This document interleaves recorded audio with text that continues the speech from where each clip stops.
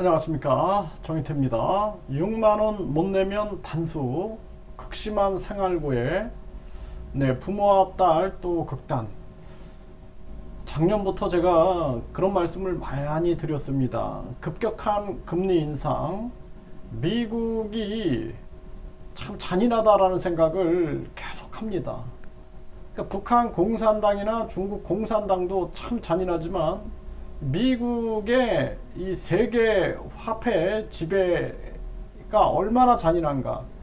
그래서 미국이 세계 경제를 생각 안 하고 자기들이 계속해서 달러 기축통화 패권을 탐욕으로 지배하면서 급격한 금리 인상으로 많은 이웃 나라들이 지금 절망과 고통을 겪고 있는 것입니다.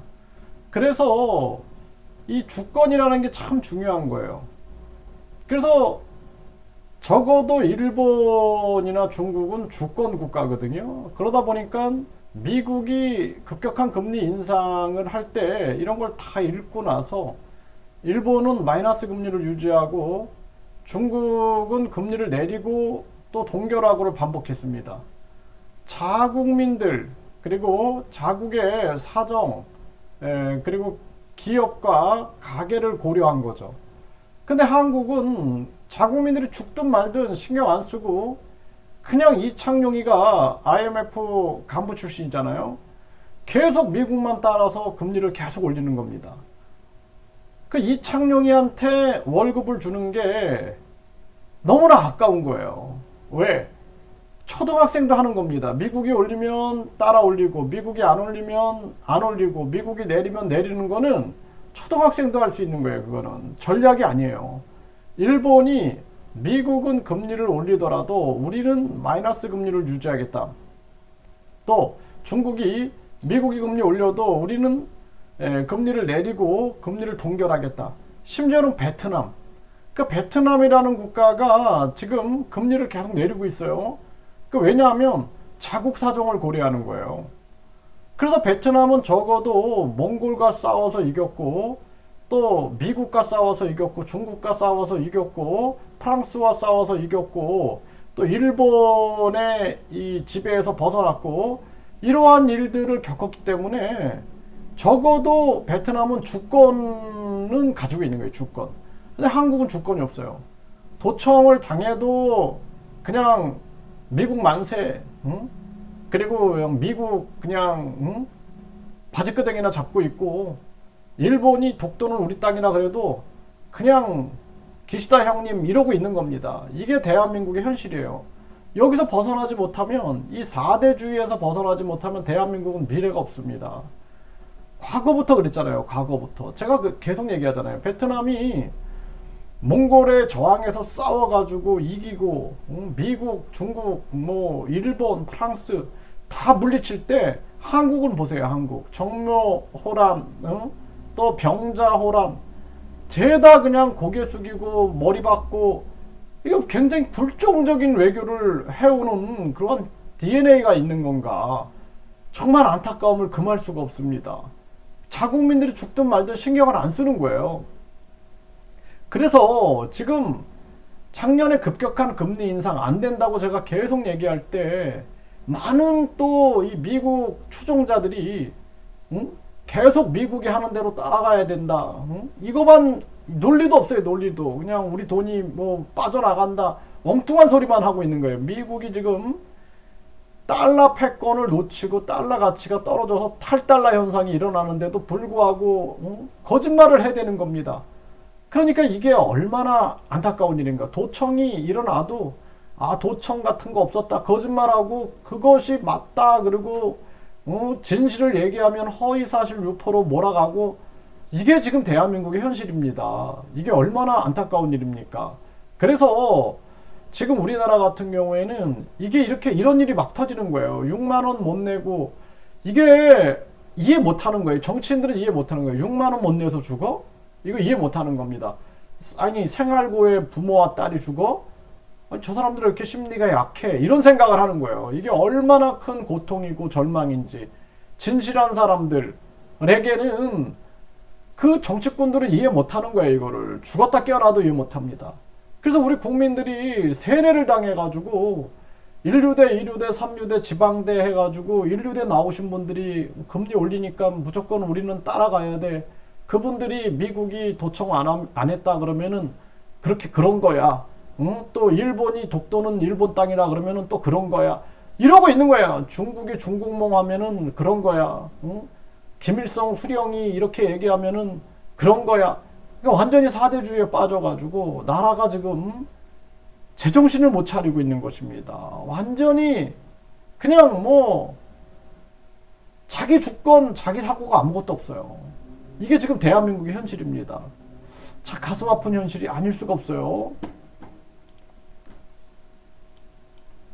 60대 부부가 20대 딸 숨진 채 발견됐어요. 유서에 아픈 부모 모시고 먼저 간다 해가지고 네, 여기에 유서를 남긴 거예요. 아프신 부모님을 모시고 간다라고 쓰고 그리고 부모를 살해한 뒤 극단적인 선택을 했다라는 거예요.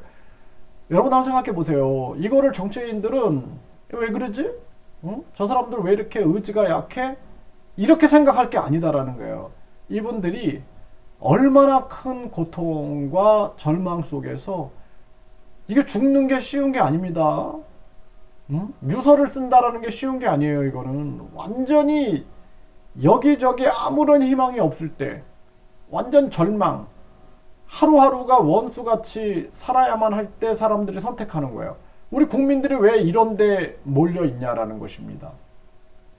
저 정치꾼들은 1억 5,500 연봉을 받고 그리고 보좌진 9명을 거느리고 각종 사무실 뭐 차량 유지 뭐 유류 지원 또 각종 특권들을 받고 정당 보조금 매년 약 500억을 나눠 쓰고 선거 3번 있으면 500억씩 1,500억을 선거 보조금으로 또 나눠 쓰고 선거 끝나면 15% 받았어 그러면서 국민 세금으로 또 약 5천억 응? 대통령 지방 그리고 또 국회의원 해갖고 약 5천억을 또 받아 쓰고 또 특활비 약 1조 원을 받아 쓰고 아무것도 못 느끼는 거예요. 자기 돈 쓰는 게 없잖아요.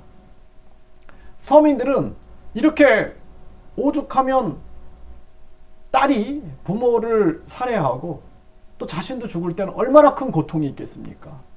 이런 바른 소리를 하면은 막 유튜브 막 중지당하고 막 이런 일들이 막 터지는 거예요. 그러니까 대한민국이 이 지배자들이 얼마나 잔인한가. 제가 요즘에 그 제국주의 국가들이 어떻게 다른 나라들을 지배하고 얼마나 큰 수탈과 약탈을 했는가 이런 것들을 제가 좀 연구를 하는데 너무나 잔인한 거예요. 너무나.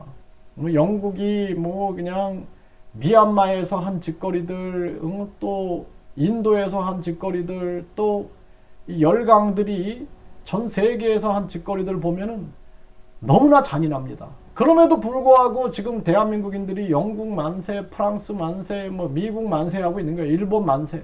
자기들도 당해놓고도 정신 못 차리는 거예요.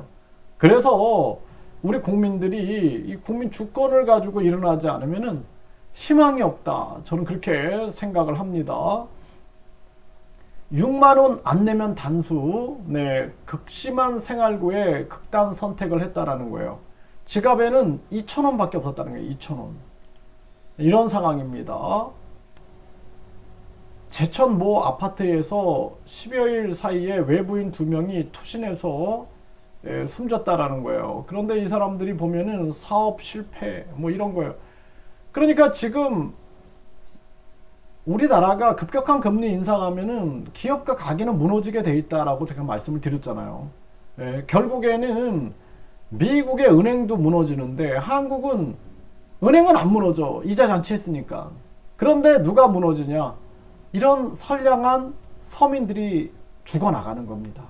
그럼에도 불구하고 정치꾼들은 그냥 막 정당들 만들어 대면서 계속해서 자기들 배 채울 생각만 하고 배지달 생각만 하는 거죠. 국회의원 수 늘릴 생각이나 하고 참 안타까운 일이 아닐 수가 없어요. 강남 포스코 사옥에서 30대 남성이 또 투신 사망을 했다라는 것입니다. 이런 일이 계속 일어나는 거예요. 네, 아픈 부모님 모시고 20대 딸이 오죽하면 이런 20대 딸이 60대 부모 젊은데 이런 상황을 하겠습니까? 엄마 2만 원만, 네, 전세금 5,600만 원 떼인 20대 마지막 전화. 이거를 이해를 못 하는 거예요. 2만 원이 없어가지고 죽는 거, 사람들이. 공공요금 막 올려놓고 국민들이 막 자살하면은, 아니 저 사람 왜 이렇게 정신력이 약해, 이 지랄을 하고 있는 거야, 이 지랄. 이게 정치꾼들입니다. 네, 수해 현장에 가가지고 비나 왔으면 좋겠다, 사진 잘 나오게. 그게 정치인이에요, 그게. 그리고 또 얼굴에 철판 깔고 사는 게 그게 정치인입니다. 그리고 우리 국민들은 그래도 또 만세 부르고 또 찍어줘요. 그게 참 대한민국이 안타까운 현실이다라는 거예요. 저는 이런 현실들을 보면서 하도 제가 분노해가지고 몸에 그냥 면역력이 떨어지더라고요, 면역력이. 이거를 제가 진심을 가지고 아픔을 내가 얘기를 하다 보니까 제 스스로 너무나 힘든 거예요. 이런 방송이 정말 힘듭니다. 안타까움을 금할 수가 없어요.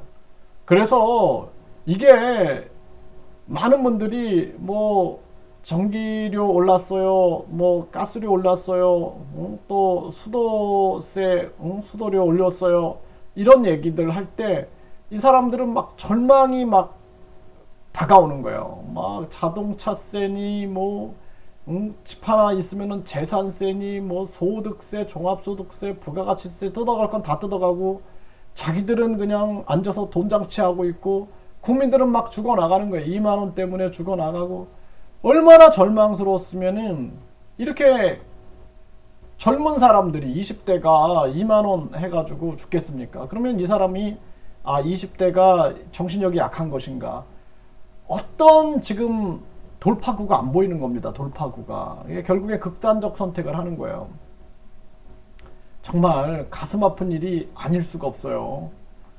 네, 이 경기도 광주 빌라에서 60대 부모 20대 숨진 채 발견됐다. 이쯤 되면은요, 정치꾼들이 우리 이 1억 5,500 받지 맙시다. 우리 이제는 실질적 수당제로 우리가 회의하면 회의 수당, 우리가 뭐 국민 봉사하기 위해서 국회의원 된 거지 우리가 돈 많이 벌려고 국회의원 된 거 아니지 않습니까? 대통령도 우리 월급 다 줄입시다.